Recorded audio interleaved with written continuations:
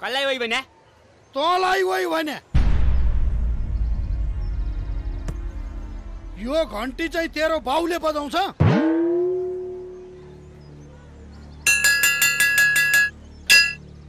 अनि अर्को कुरा, म डराएर बसेको भन्ठाने बेला होइन, केटा मान्छे भएर मात्रै हात नहालेको, नत्र उले पच्काएर भागिसक्थ्यो। म पनि एउटा पढे लेखेको केटी हुँ। धन सम्पत्ति मान प्रतिष्ठा यो सब कमाउन सक्छु म पनि। निर्देशनको कमान्ड सम्हालेका महिलाहरू।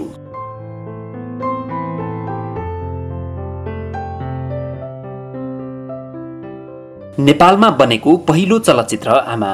त्यसपछिको सूची केलाउँदै जाने हो भने क्रमशः यी नामहरू भेटिन्छन्। माइतीघर, कुमारी, सेन्दुर, कान्छी, बेहुली, चेलीबेटी, तिलहरी, कन्यादान आदि। नारीलाई प्रतिनिधित्व गर्ने यी नामहरूले उनीहरूको जीवन भोगाई र भावनालाई कति समेट्न सक्यो, यो प्रश्न किन पनि अर्थपूर्ण हुन्छ भने त्यस ताका बन्ने चलचित्रहरूमा पुरुषहरूको हालीमुहाली हुन्थ्यो। कथा पटकथा लेख्नेदेखि निर्देशनसम्म पुरुषहरूको वर्चस्व थियो। चलचित्र निर्माणको 6 दशक लामो इतिहासमा नेपाली चलचित्रले पुरुष एकत्व तोड्न धेरै लामो समय कुर्नु पर्यो। विक्रम सम्वत 2058 सालमा सुचित्रा श्रेष्ठले पहिलो पटक नेपाली सिनेमाको कप्तानी सम्हालिन्। यद्यपि उनी निर्देशित चलचित्र प्रेम युद्ध महिलाको भावना प्रतिनिधित्व गर्ने चलचित्र थिएन। विक्रम सम्वत 2071 सालमा रेखा थापा निर्देशकको रूपमा प्रकट भइन् हिम्मतवालीबाट। त्यसपछि उनले मालिका निर्देशन गरिन्। यी दुवै चलचित्रले महिला सशक्तिकरणको मुद्दालाई उठाएको थियो। संख्यात्मक हिसाबले कम भए पनि आजको दिनमा महिलाले निर्देशन गरेका चलचित्रले बजारमा बलियो पकड बनाउँदै गएका छन्।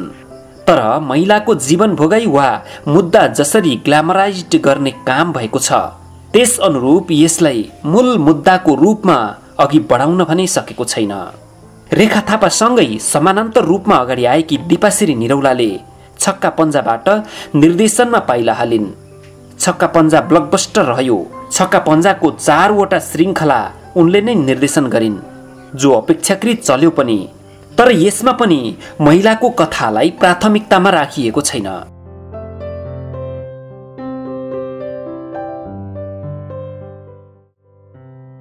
नेपाली चलचित्रमा महिला निर्देशनको संख्या कम भए पनि पछिल्लो समय बजारमा पकड भने बलियो बन्दै गएको छ। व्यावसायिक हिसाबले सफल मानिएका छक्का पन्जा, ए मेरो हजुर, हिम्मतवाली, इन्टु मिन्टु लन्डनमा चलचित्रका कप्तानी महिलाले नै सम्हालेका थिए। तर अधिकांश महिला निर्देशक एकाध चलचित्र भन्दा अगाडि बढ्न सकेका छैनन्। पहिलो महिला चलचित्र सुचित्रा श्रेष्ठ नै एउटै चलचित्रमा सीमित बनिन्। त्यसपछि आएका धेरैजसो महिला निर्देशकको नियति पनि उस्तै छ। निर्देशकको रूपमा रक्षा सिंह राणाले दि गेम चलचित्रबाट डेब्यू गरिन्। यो चलचित्रले बक्स अफिसमा सफलता पाउन सकेन। रक्षा सिंह चलचित्र निर्देशक समाजको अध्यक्ष बनिसकेकी छिन्। उनलाई पनि चलचित्र निर्देशनमा अगाडि बढ्न धौ नै पर्यो। निर्देशककै रूपमा सञ्चारकर्मी सम्झना उप्रेती रौनियार पनि देखा परिन्। उनले नायिका नम्रता श्रेष्ठलाई मुख्य भूमिकामा लिएर मेघा निर्देशन गरिन्। यस्तै उनकै निर्देशनमा चलचित्र फागु पनि बन्यो। दुवै चलचित्रले आशातीत व्यापार गर्न सकेनन्। सम्झनाले त्यसपछि चलचित्र निर्देशनलाई निरन्तरता दिएकी छैनन्, बरु उनी सञ्चार कर्ममै व्यस्त छिन्। चलचित्र क्षेत्रमा सम्भावना देखाउँदै दीपा बस्नेतले पनि निर्देशनमा हात हालिन्। उनले निर्देशन गरेको अन्तराल चलचित्रले राम्रो समीक्षा पायो, तर चलचित्रले व्यापारिक रूपमा सफलता हात पारेन। यस्तै दीपाले चलचित्र श्री 5 अम्बरे पनि निर्देशन गरिन्। दुवै चलचित्रबाट व्यावसायिक सफलता हात नपरेपछि दीपाले नयाँ चलचित्र निर्देशन गरेकी छैनन्। रेखा थापाको निर्देशनमा चलचित्र हिम्मतवाली बनेको थियो। यो चलचित्रलाई सुरुमा रेखा थापाले निर्देशन गर्ने योजना थिएन। चलचित्रलाई श्याम भट्टराईले निर्देशन गरिरहेका थिए, तर श्याम र रेखा बीच छायाङ्कनको क्रममै विवाद भयो र चलचित्रबाट श्याम निकालिए। त्यसपछि रेखाले नै चलचित्रको निर्देशनको जिम्मेवारी सम्हालिन्। यो चलचित्रले समीक्षामा कमजोर रेटिङ पाए पनि व्यावसायिक रूपमा भने सफलता हात पार्यो। त्यसपछि भने रेखा थापाले मालिका चलचित्र निर्देशन गरिन्। यो चलचित्र बक्स अफिसमा पनि चलेन। रेखा थापाले त्यसपछि केही चलचित्र निर्देशन गर्ने चर्चा नचलेका होइनन्। तर उनले निर्देशनलाई नै अगाडि बढाउने तयारी भने तत्काल गरेकी छैनन्।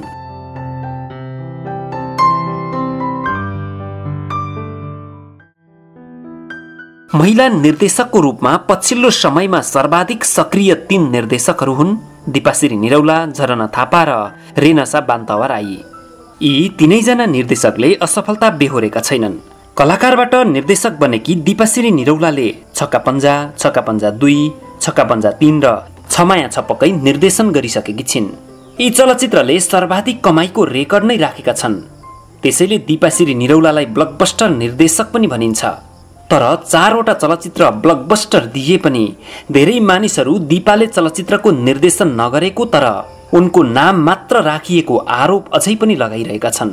दिपाले दीपकराज गिरीको समूहभन्दा बाहिरको चलचित्र निर्देशन गरेकी छैनन्। नायिकाबाट निर्देशक बनेकी झरना थापाले ए मेरो हजुर 2बाट निर्देशन यात्रा सुरु गरेकी हुन्। यो चलचित्रले राम्रो कमाई गर्यो। उनै झरनाले होम प्रोडक्सनबाटै चलचित्र ए मेरो हजुर 3 पनि बनाइन्। यो चलचित्र पनि ब्लकबस्टर साबित भयो। उनै झरना थापा यतिबेला चलचित्र ए मेरो हजुर 4 ल्याउने तयारीमा छिन्। कोरियोग्राफर हुँदै निर्देशनमा पाइला चालेकी निर्देशक हुन् रेनसा बान्तवा राई। रेनसाले चलचित्र इन्टु मिन्टु लन्डनमाबाट निर्देशन यात्रा सुरु गरिन्। यो चलचित्रले दर्शकको मन जित्यो। रेनसाको कामको पनि प्रशंसा भयो। यो चलचित्रको सक्सेस पार्टीमै चलचित्र आई एम 21 निर्देशनको घोषणा गर्दै रेनसाले निर्देशनलाई निरन्तरता दिइन्। निर्देशक समुद्र भट्टले चलचित्र आधा पेज निर्देशन गरिन्। यो चलचित्र बक्स अफिसमा चलेन। यसपछि उनले नायिका निता ढुङ्गानासँग मिलेर चलचित्र माया बनाउने चर्चा चलेको थियो। तर चलचित्रको छायाङ्कन सुरु भएको छैन। निर्देशकको रूपमा लछु गौतमले पनि पाइला चालिन्। उनले निर्देशन गरेको तह म र ऊ कालो वर्ष रिलिज भए। दुवै चलचित्र बक्स अफिसमा असफल भए। निर्देशकको रूपमा शबनम मुखिया पनि अगाडि आइन्। उनले चलचित्र लखपति माग्ने निर्देशन गरिन्। कहिले सिङ्गापुरको गेस्ट हाउसमा बस्यो, कहिले हङकङको होटलमा बस्यो, अस्ति मात्रै मकाउमा बस्यो। अहिले हेर म यता काउ उता मकाउ। निर्देशक दिपाश्री निरौलाले चलचित्र निर्देशनमा अनवरत रूपमा नलाग्ने हो भने अगाडि बढ्न गाह्रो रहेको टिप्पणी गरिन्। उनी भन्छिन्, पहिलेको तुलनामा अहिले महिला निर्देशकहरूको संख्या बढेको छ। अहिले त झन् चलचित्रको विषय पढाउने विभिन्न कलेजका कारण पनि अब महिला निर्देशक बढ्छन् भन्ने मलाई लाग्छ। चलचित्र निर्देशन सुरु गर्दा दिपाश्रीलाई धेरैले पत्याएनन्। उनको नाम मात्र राखेर अरूले नै निर्देशन गरेको आरोप उनीमाथि लाग्यो। तर दिपा भन्छिन्, निरन्तर रूपमा काममा लागेर आफूलाई पुष्टि गर्न सक्ने हो भने आरोप बिस्तारै कमजोर हुँदै जान्छ। अर्कोतिर 30 वर्षदेखि म यही क्षेत्रमा लागेको भएर पनि हुन सक्छ मलाई धेरैले स्वीकार पनि गर्नुभयो। दिपाश्री चलचित्र निर्देशनमा आउनु अगाडि आफ्नो लक्ष्य र सोचमा स्पष्ट भएर आउन सुझाव दिन्छन्। के दिपाले दीपकराज गिरीको भन्दा अरूको टिमसँग काम नपाएकी हुन् त? यसमा उनी भन्छन्, त्यस्तो होइन, मलाई अरू ब्यानरले पनि अफर गर्नुभएको छ। तर काम गर्दा गर्दै बिचैमा टिमवर्क नभएर छाड्नुभन्दा सुरुवात नै नगरेको राम्रो। मलाई दीपकको स्क्रिप्टको लोभ पनि निकै लाग्छ। 2वटा चलचित्र निर्देशन गरिसकेकी निर्देशक रेनसा बान्तवा राई महिलाले समय दिन नसक्दा निर्देशनमा निरन्तरता दिन गाह्रो भएको तर्क गर्छिन्। उनी भन्छिन्, मैले त दुवै चलचित्र घरबाटै बनाएकी छु। फेरि मेरो परिवार नै चलचित्र क्षेत्रमा भएकाले गाह्रो भएन। तर धेरै महिला निर्देशक बनिसक्दा बिहे भइसकेको वा बिहे गर्ने उमेर भइसकेको हुन्छ।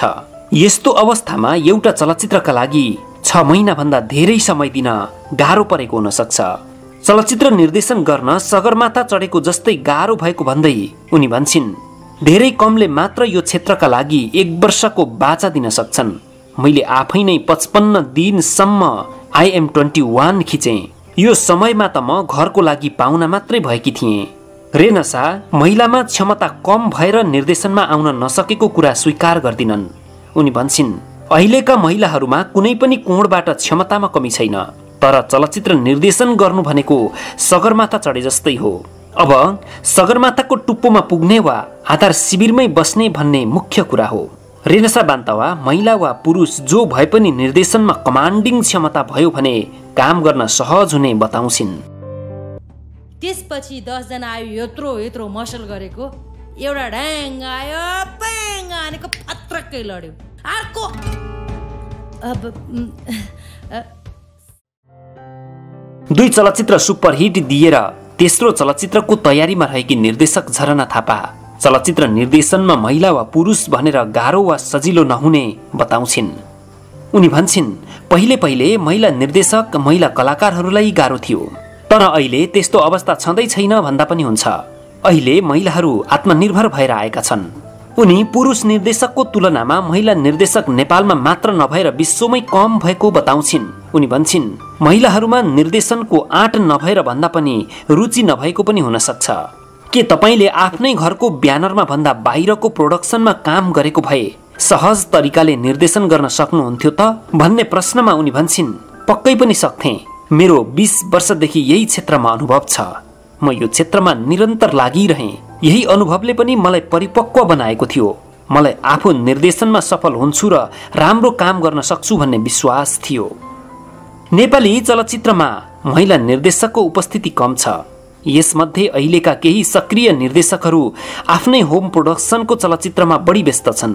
पहिलेको तुलनामा अहिले महिलालाई चलचित्र निर्देशन गर्न सहज वातावरण छ, तर अझै पनि चलचित्र निर्देशनमा महिलाहरू खुलेर अगाडि बढ्न भने सकेका छैनन्।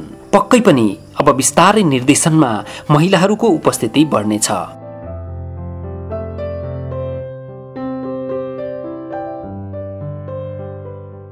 हामीले आजको विषयवस्तु भने बिल्कुलै फरक लिएर आएका थियौं।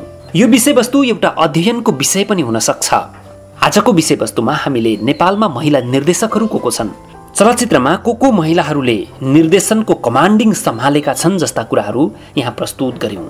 को महिला निर्देशकहरूले निर्देशन गरेका चलचित्रहरू सफल भए र को महिला निर्देशकहरूले निर्देशन गरेका चलचित्रहरू असफल भए जस्ता कुराहरू पनि यहाँ प्रस्तुत गर्यौं। तपाईहरूलाई यो भिडियो हेरिसकेपछि कस्तो लाग्यो?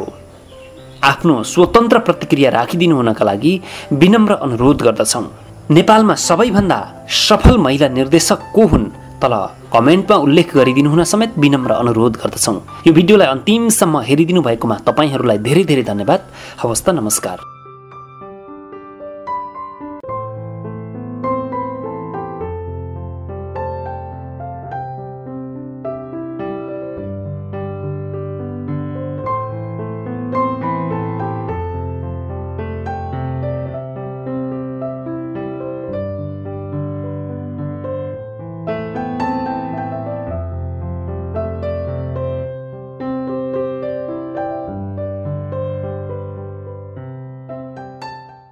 शब्दहरूको जादुमा मनोरञ्जनको सङ्गम, थलैचा इन्टरटेनमेन्ट।